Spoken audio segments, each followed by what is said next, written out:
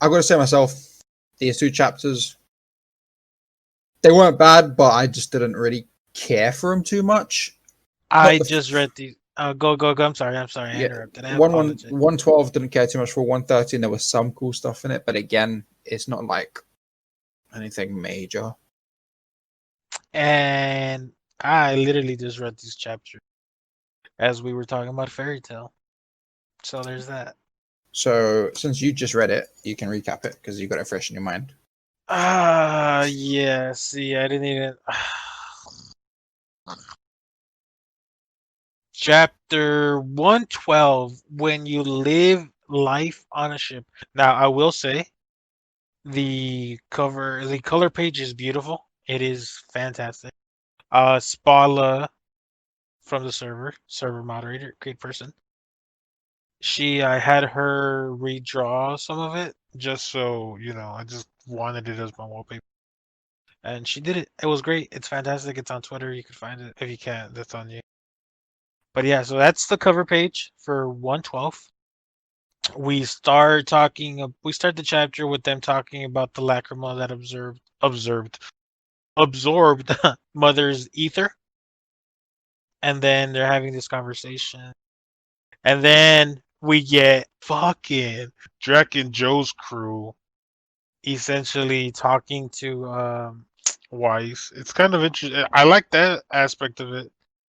I still don't get why freaking what's his name? The crying guy, the Laguna is wearing Yeah. stilettos, but more power to him. I also like how Shiki's like, let's be friends, and he's like, no, we're not friends. No. It's not part of the deal, it's not part of the agreement. The fuck out of my face. I do appreciate that we have Weiss who's very conflicted and very angry at the fact that Witch and company essentially allowed 3 members of Dragon Joe's Element 4, well, 2 members of Element 4, and then one who's an assassin for him, join the ship. Um, I also like the line where Witch said, "We are the Demon King's 4 shining stars, and our Demon King Lord Shiki is you." So I really like how Shiki's still worried that okay, well, Grandpa is the Demon King, and we gotta stop Grandpa and stuff like that. But we have the 4 shining stars saying he's not the Demon King. You're the Demon King. You're our Demon King. You will always be our Demon King. So let's just get a move in. And then they're talking about how they're gonna be going to a new location, and that location has the Maggie Mech King. So his Ether Gears, or founder and the king who did that shit. We then transition to Elsie, her ship, and how she's having this conversation and she's talking about uh the Ziggy and how he went through the AOE Cosmos. I don't know how the hell they're gonna say that in the English though. Good luck. And then we have that little traitor talking about how the Union Army is here. And then we have that little Justice Elsie thing. I don't get why people ship them, but that's a tangent for another day. And then it is revealed that Elsie always knew that the traitor, I don't know his name and I don't care for his name. Oh, his name's Jesse, but I don't care for his name, so I'm just calling him traitor. How Jesse was always a traitor. And the guild, well, the ship crewmates are upset. And then we have a little panel where we see what's their names from Fairy Tale? Max and Warren. Warren? Yeah, Warren. Warren, yeah. The telepath guy, and then Max was always getting a Primo possessed. Um, and they have this exchange. And they're talking about how he should walk the plank and all this. we get two new characters introduced who are Elsie's pirate crew princess guard, Gowen and Hyoga. So, I don't know if this was intentional. It probably was because it's Mashima, but they have very Gray and Natsu vibes. We have Goen who has like Natsu's coat and the flames and all that, and even his hair is kind of Natsu-esque, but not really.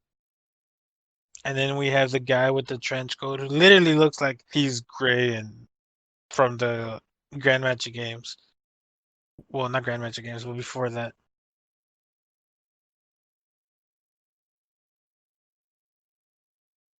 And they talk about how they both also knew that, that they also knew that Jesse was a traitor. And we learn that Elsie let him stay simply because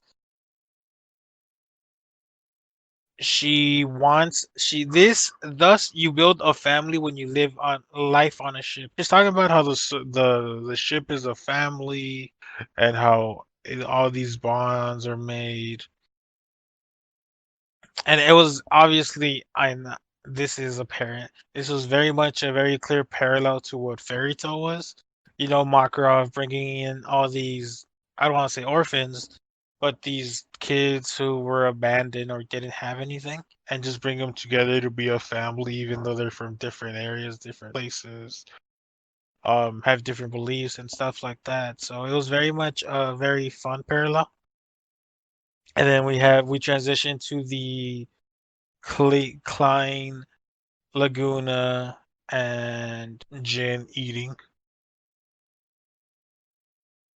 And just there's not much going on afterward other than the mother's ether gear leading them to a planet, and that is where it doesn't end there, but we at the very end of the chapter we meet Poseidon Nero's commandos.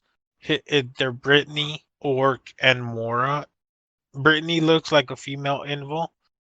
Orc looks like a new character Mashimo hasn't drawn, and so does Mora. So that's kind of fascinating to me. But that was chapter 112.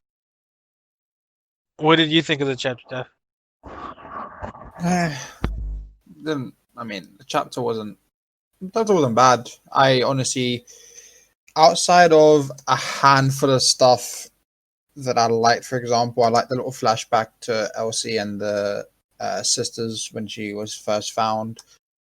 I liked the the reveal that the kid was the traitor, but Elsie's reaction to it, like, yo, I've known, but you could have maybe we could have turned him. I like that. I like that aspect from Elsie. She continues the idea that Ziggy taught her that anyone and everyone is welcome. Well, old Ziggy, because new Yeah, Ziggy, old Ziggy, yeah. new Ziggy trying to kill everyone, bro. And I then at the end I like the panel there that we had with the different Poseidon hero commandos. Good old Brittany looking kind of hot. Yeah, sounds about right. That I was expecting you to say that. But other than that, the chapter to me was kind of I I liked aspects of the chapter because I don't know. I really like the series, and I know that not every chapter is gonna be what you young kids say nowadays, a banger. But I did enjoy it, kind of. I just feel like we didn't need an entire explanation of Elsie's team is literally fairy tale in space. Right. I think that was Mashima more playing to the actual everybody saying Eden Zero's fairy tale in space. And he's like, well, here you go. You want a fairy tale in space, it's Elsie's crew. I like I don't understand, and that's maybe a good thing, because it means that Mashima still has ways to surprise me. I don't understand his goal with having two of the element 4 and Jin there in the crew for Eden Zero, because I don't know what he's planning to do with them. So we know Weiss feels very strongly against, because obviously, if we remember correctly, Dragon Joe is the reason his mother died. Yeah. So I don't know what they're planning at. Maybe he's trying to get rid of Weiss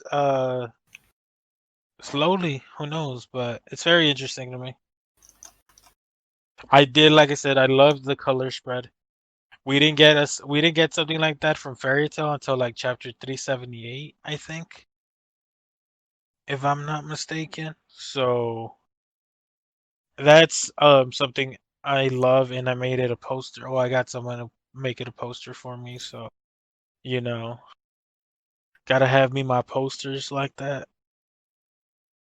But other than that, I don't. There was some exposition that helped, but it just it was. I guess I wasn't just feeling it this week, but I did enjoy the chapter for what it was. It's not like it was bad, because it wasn't. But it just didn't. Didn't appeal to you. Yeah, it just really didn't appeal to me as much as I hoped it would. I mean, and like I said, not every chapter could be quote unquote a banger, but I can't. I can't say that it was bad, because it wasn't, but I can't say that I enjoyed it, because even though it was a good read, it was just that a good read. I wouldn't say, oh yeah, it's something you should read. I'll let you start with explaining the next chapter while I look for which actual chapter Fairy Tail had their first full cover spread that said their name. Oh god, I have to do something. All right. Oh, So next I'm chapter. like, okay, I found it. Chapter 295. Chapter Actually, that's 295. far. Yeah, so 295 is when they first had that little fairy tale with all the characters in it. Chapter with 112 for Eden Zero. So I kind of think that Mashima is not necessarily Mashima only, but Mashima and Kodansha are um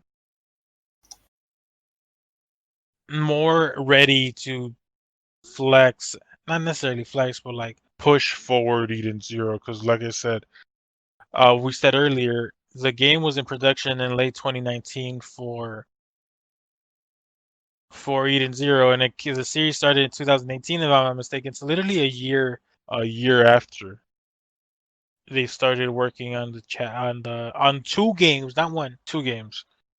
Well, for Fairy Tail, you literally, for a console game that was for everyone, like every region, they didn't start till like what, 2017, 2018, when the final season was airing. So it's kind of Yeah. impressive.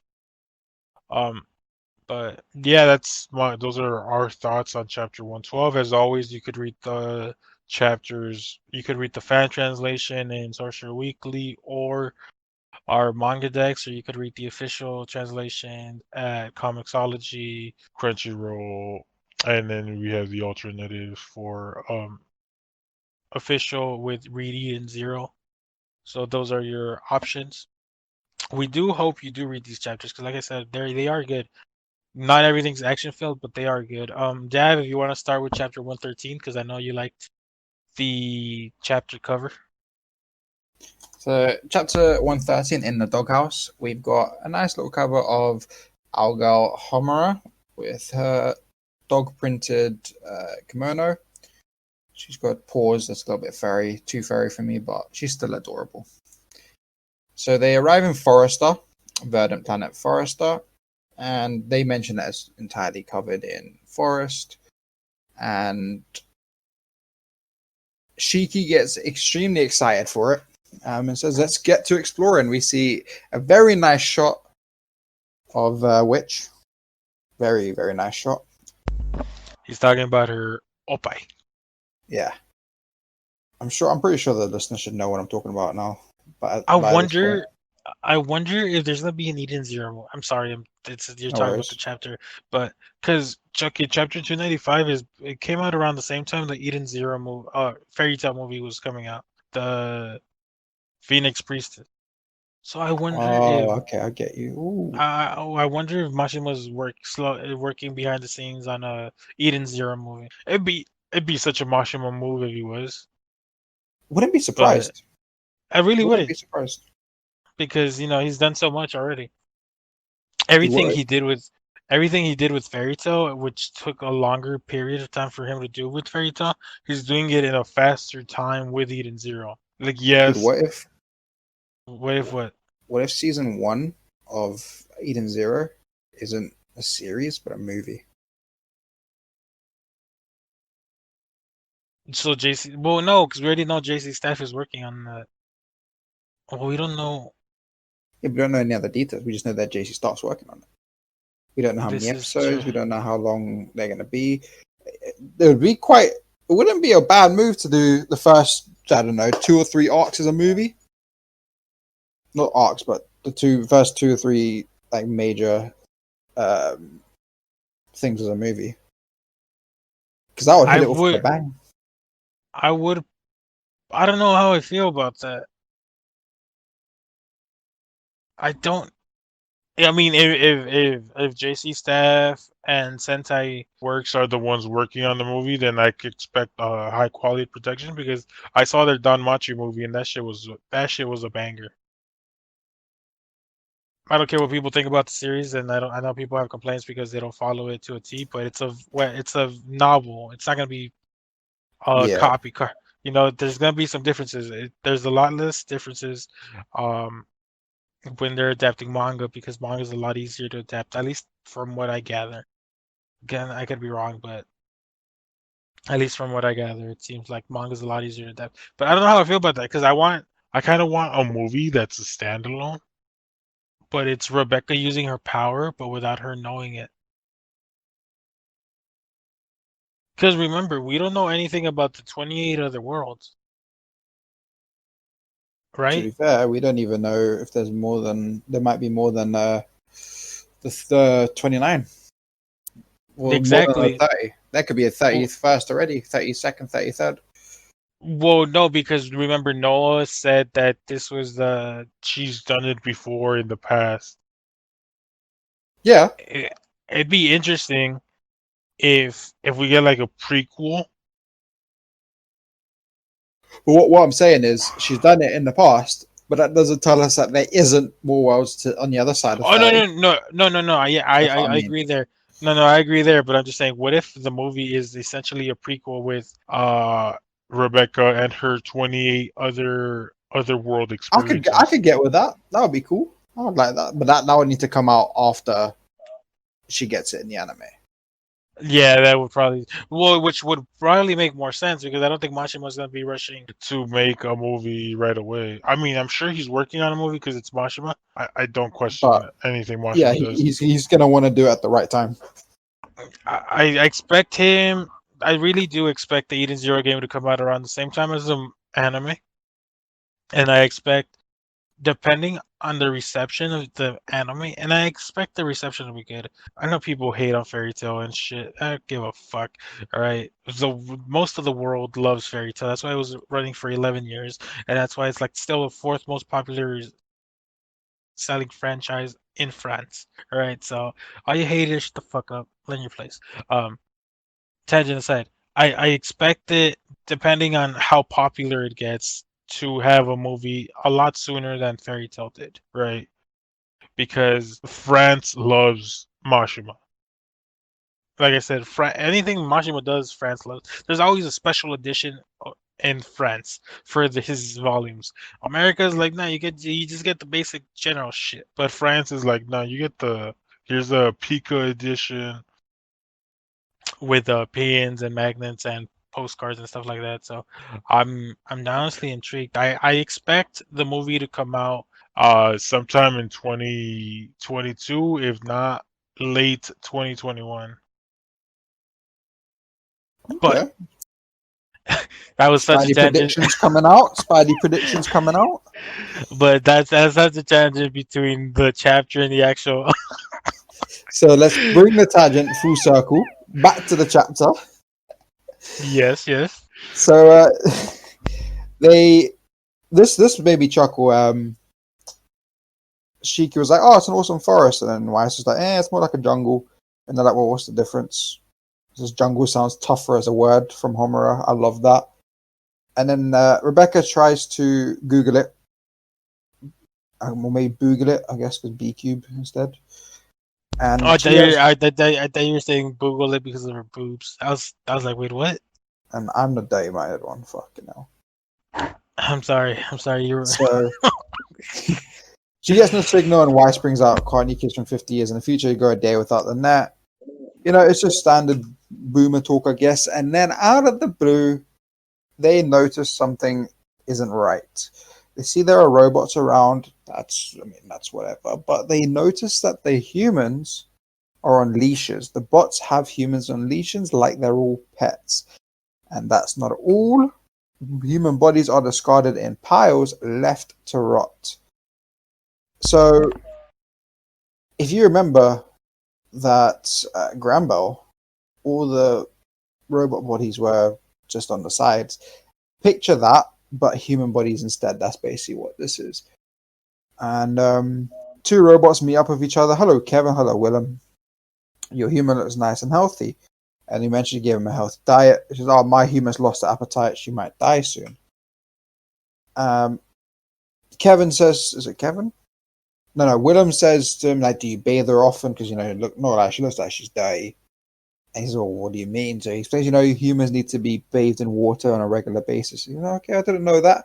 So it's quite clear that the robots, not all of them know how to look after a human. They just don't really care, which you'll see soon. And then he mentions about feed them the old food from the old world. And he says, "I've been given her dog food." We then find out that the two humans that are in these panels were actually, they know each other.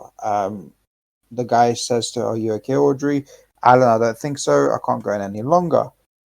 And Kevin gets pissed and kicks the shit out of his human. And we find out that she's actually the fiance of the other human. Yeah, that was kind of dark. I'm not gonna That lie. kind of, I was like, bruh, like that was quite serious. Because if you remember in Gillis, I think it was Gillis, that fat Jabba the Hutt looking motherfucker. Yeah, who was taking girls? The Yeah, beekeeper girls. Yeah, kind of gave me those vibes, but at the same time, it gave me those vibes from uh Homura's mom. What was the? yeah, Valkyrie. No, not Valkyrie. The actual mom. The crimson. Oh, the chick who fucking, the one who actually ended up being the reason why Valkyrie got fucking, Correct. yeah, Yeah. yeah, So it gave me those vibes of, because you know how those people were struggling and like just left to rot essentially. I felt like Mashima was like, all right, the Gillis was this bad, and I'm sorry, I can't for the life of me remember the name of the the fucking Hamuro's mom. But and then this arc had this city that was really bad. How about I combine them and make something even worse? And it was like, Jesus Christ. Cause like I know you mentioned it briefly, but there was humans in cages, and I was like, is this Texas again? Kurenai. That's it. Yeah, Kurenai. Yeah. Kurenai. And what was the city or that little town? She was the ruler of Sunjul.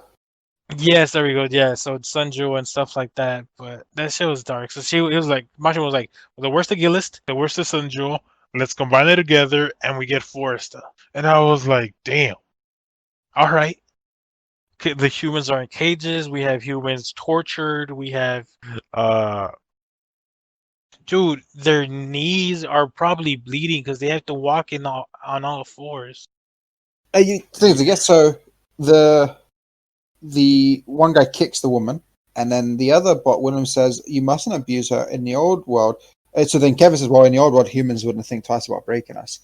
And Willem kind of, this guy's a more sophisticated robot. He's robot he 2.0. he was.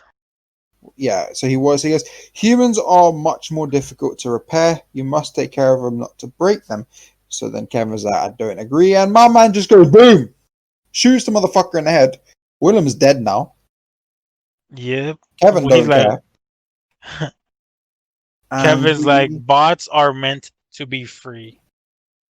And that is, he just blows the guy's fucking head off. Like, clean. Like, no fucking questions asked. And our team obviously are all really shocked by it. The dude tries to pick up Audrey and run off. And the dude says again, bots are meant to be free. Homura says, well, what the hell has happened here? They mentioned the old world. Did the world change at some point? A world where machines rule over humans. And they are hiding. While they're hiding in the bushes, they hear voices saying, I'm finding human readings in this area. And quickly, Rebecca comes up with a plan. Everybody get on all fours, except for Happy and Pino. And they then get found, and it looks like Happy and Pino own 4 humans, which is our 4 as our team. Mm-hmm. And the dude says, yo, we have a nice shot of their bums. Not gonna lie. Shiki's booty. You like Shiki's booty? Shiki's booty is looking good. Weiss's dude. Ooh, I'm sweating over here. I'm not gonna lie. Weiss got a pancake ass. That dude has no curves. No curves. I'm sorry. Shiki's got some nice shoes though. He got nice shoes and he at least curvy. But Weiss, bro, Weiss looks like he got that pancake ass, like flat as fuck. Rebecca's got a nice curve as well, and so has Homura. But you know, I mean that's expected. But I'm talking about the dudes here. I'm sorry, whoever's a Weiss fan, your man got no booty. I think Weiss's only redeeming factor is he's got a pretty decent hair. Yeah, even then it's a toss up. And his ether gear's cool. So the guy says to Happy, yo, can I have one? And Happy said, no, you can't have him. These humans mean a lot to us. And the guy pinches Rebecca's face and says, I really want this one. Happy goes, you can't have her. And he gets a little bit pissed. And he's like, you can't have her. And Shiki looks like he's about to... Oh, Shiki looked like he about to unleash that demon king fact, power. Shiki's ether gear, his magical circuits in him, his ether circuits actually start to glow. He was ready, bruv. He was about to clap this guy. And Weiss, bro, I'm not gonna lie, absolute fucking Chad move, power move. Weiss does not give a fuck. Weiss just puts his hand on his head and just fucking looks like he blows his head off. It looks that's what it looks like. It's a good indication of what a potential team up could do, because you have Shiki essentially holding the guy down with his gravity magic, and Weiss rearranging them as a robot. And Shiki actually does say that, yo, did he kill him? He goes, nah, shortened him, so he's not dead. I'm surprised he didn't kill him, if I'm honest, but yeah. No, because I was gonna say, I think Shiki's got this whole Batman thing, at least. Yeah. Like, beat them to death, break their limbs, I don't care, but don't kill.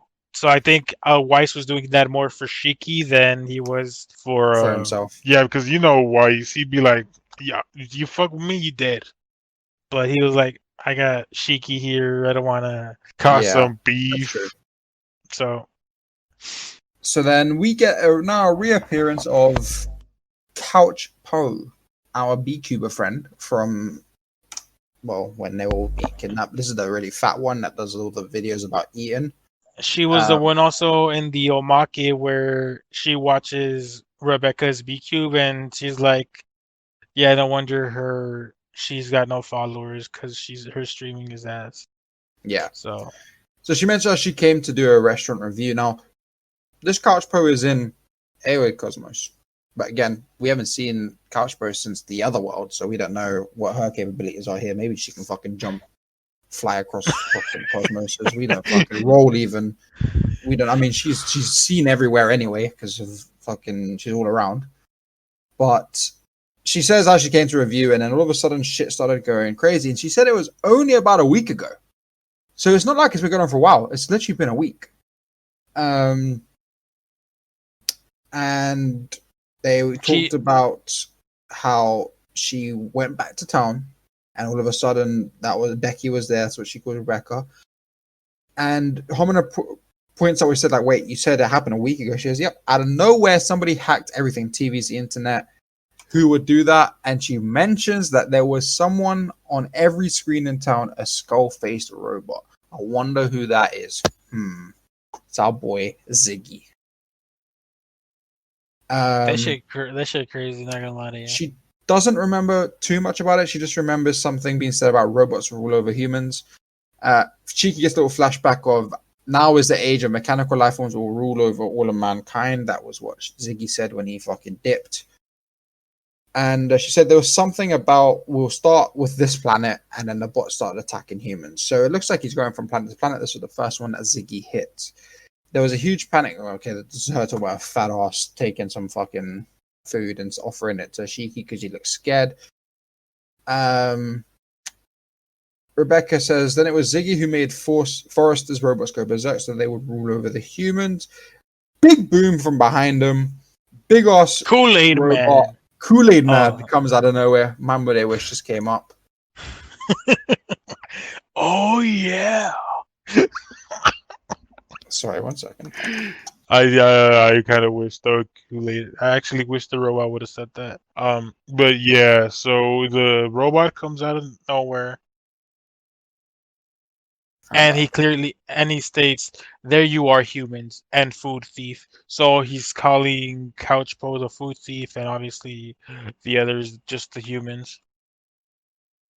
So yep, so he's a little bit pissed. Seems like he's more pissed about the food being stolen. It does seem like that, Yeah. but you're a robot, you don't eat, so why are you tripping? Exactly. But it's pointed out that he must be a battle droid. And the fight, so the fucking our boy, all right, Cheeky, standing there, gets ready for the fight. The big ass fist comes down, and our boy Cheeky does what he does best, just stares at him, crouches down a little bit, catches the fist like it's fucking nothing using his gravity.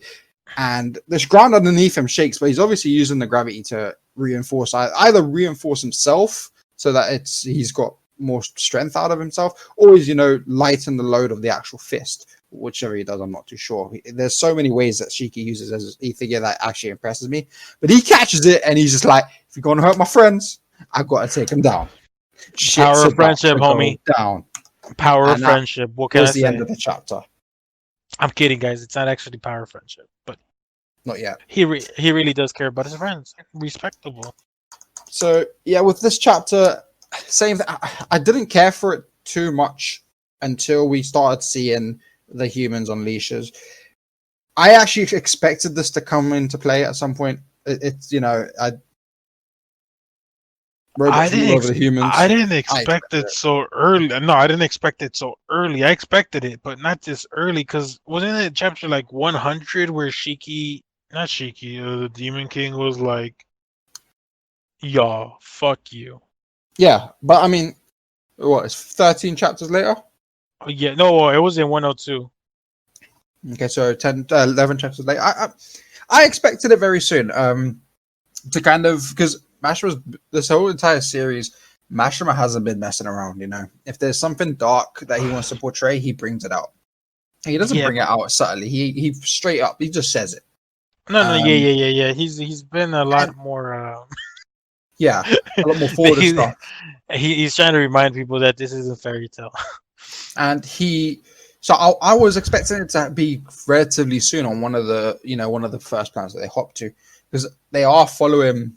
No, well, they're not following the track, but they're trying to get to Mother, which then entails going from place to place to get the gear.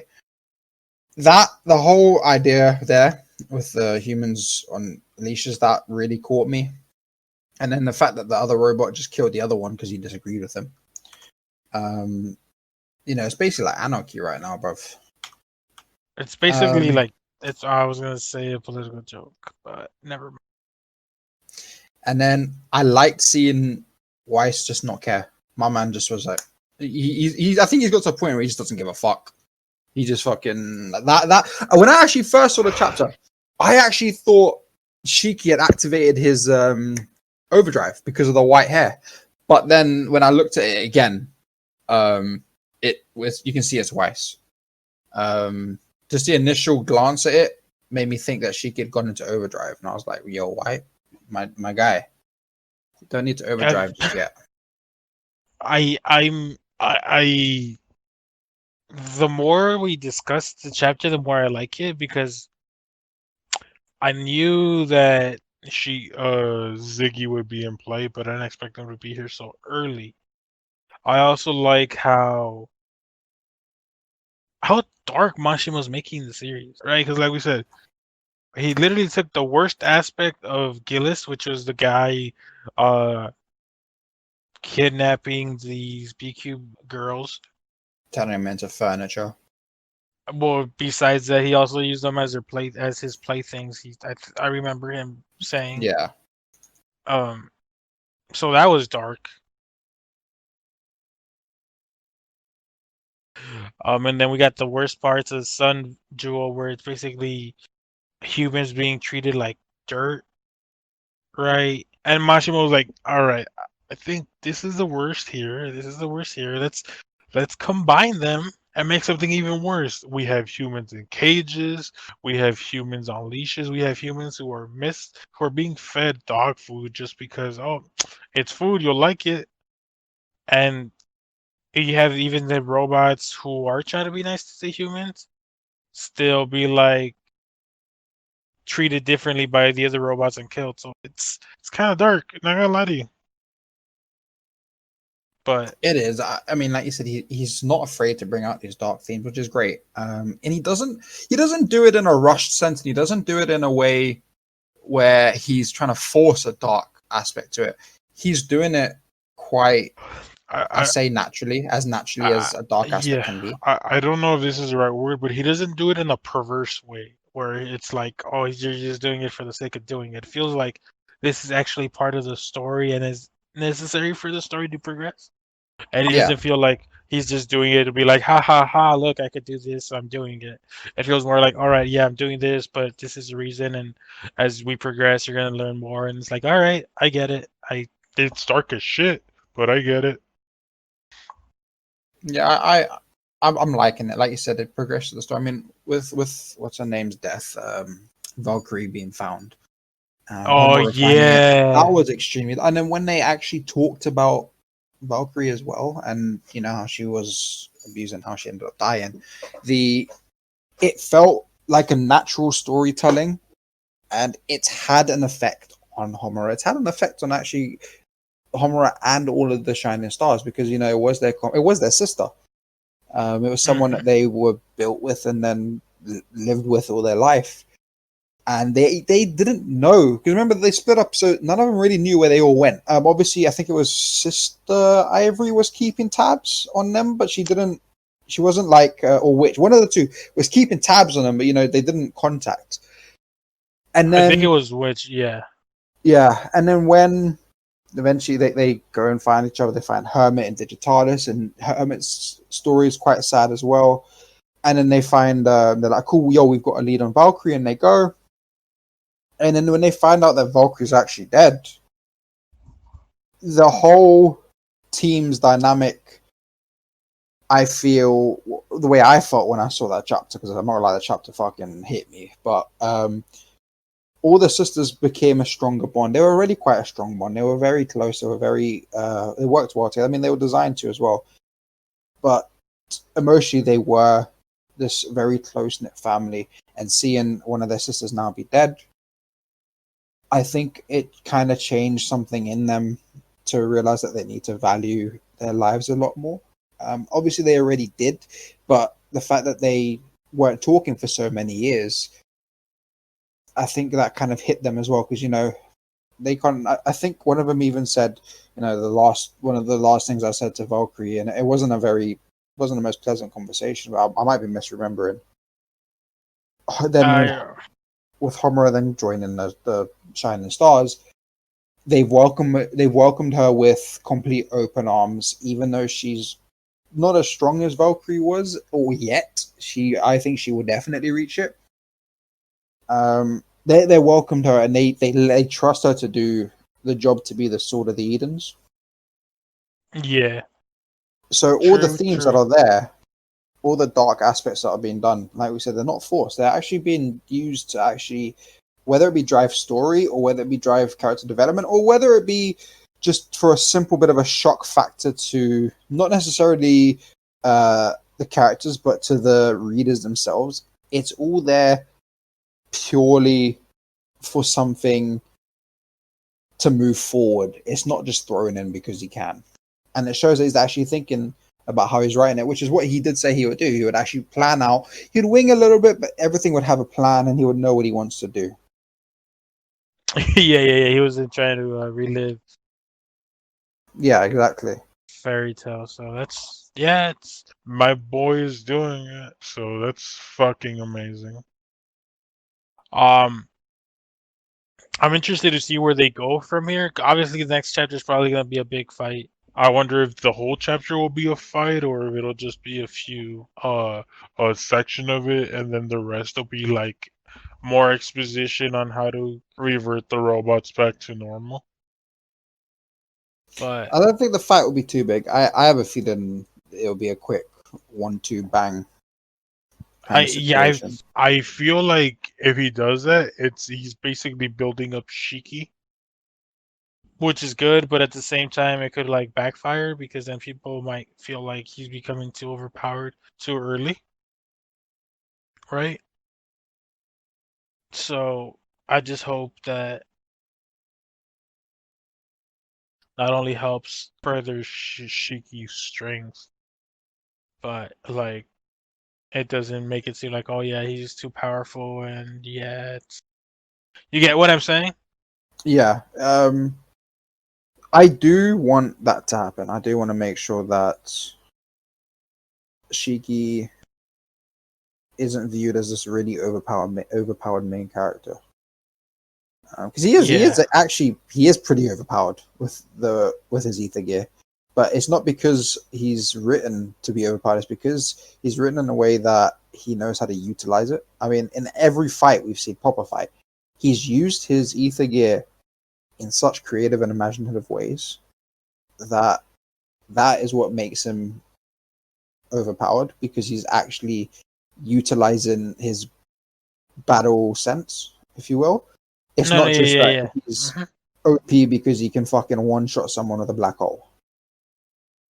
No, yeah, definitely. He's Mashima's done a better job portraying him and his intellect more so than he ever did with Natsu, which is great. I just hope that in doing so, he doesn't go the Urza route where he makes them too overpowerful. Where it's like, yeah, I don't doubt they're gonna lose. You get me? Yeah. I just hope he keeps it this way. I hope he doesn't lose sight of what he's doing right now, because I think what he's doing right now, with all of the characters, the way this is why I love Ether Gear over Magic. It's so creative. There's so much you can do and go with. I mean, if you go to Magic, you got fire, right? There's only so many ways you can use fire. With Ether Gear, yes, you could argue it's still magic, but the way he's bringing it out, it's a lot more mechanical. So, for example, Hermit, her ether gear is, well, she fucking is hacking and shit, bruv. And she's straight up. I mean, in the fight, she didn't she against the sniper? Didn't she just fucking disable the guy's gun? Yeah. She's got all this tech and yeah, because remember she was helping build missiles, but she thought it was like 'cause she was gonna help, but it was just the scientists torturing her, and yeah, that shit was dark. This whole series is dark. Exactly, and then we move on to other ether gear. The most basic ether gear, in my opinion, is Homura's, where it's just it's the whole sword situation. However, I feel like as she learns more and more how to use her ether gear and train, and the other sisters help her, I think it will become a lot more than just swordsmanship. We've already seen her basically use Heaven's Wheel. That's true. So it's definitely going to be a situation where she's going to learn how to do it in multiple different ways. I'm basically going to have my female Gilgamesh, and that makes me very happy. And I mean, Shiki, gravity gear. You know, you think on the base level, gravity powers is pretty basic, but the more and more you see him fight, I mean, every single fight he's had, he uses it in a somewhat new way, as well as the old ways. But you know, he uses the gravity gear to fucking fly. The dude can fly because of it. Obviously, it's not infinite, but my man can just glide. Yep. He believes he could fly. He believes he could touch the sky. Exactly, and I believe he can get shot by the FBI. But it's honestly so much creativity. Weiss's whole thing about rearranging machinery to bend it to how he wants it created, that is incredible. I can see that becoming more and more potent. So there's just so much to do with Ether Gear that I just love. I just love the whole concept of it and how free but specific it is, if you know what I mean. Yeah. I just hope he keeps doing what he's doing, because all these new character designs, all these new Ether Gear, it's all fascinating to me. Honestly, I can say, like, my excitement for Eden Zero from when I first started to middle to now, the excitement has gone down in terms of how hype I am, because back then I was binging. Now my feelings towards it are more of I always look forward to the new chapters, but at the same time I don't always want to read them straight away, because I like to sit down and have a session where I read them. Now, as everyone knows and mocks me for, I'm a fucking illiterate bastard and can't read, but I like to read. You know, like for example, when it comes to the podcast, I usually read the chapters about a day or two, sometimes on the day of the podcast, so it's fresh in my mind. And I have a lot to get through, and it feels nice. I do the same with 100 Year Quest. I kind of leave it all to the same day. So my hype is always there, and I'm always excited for the new chapter.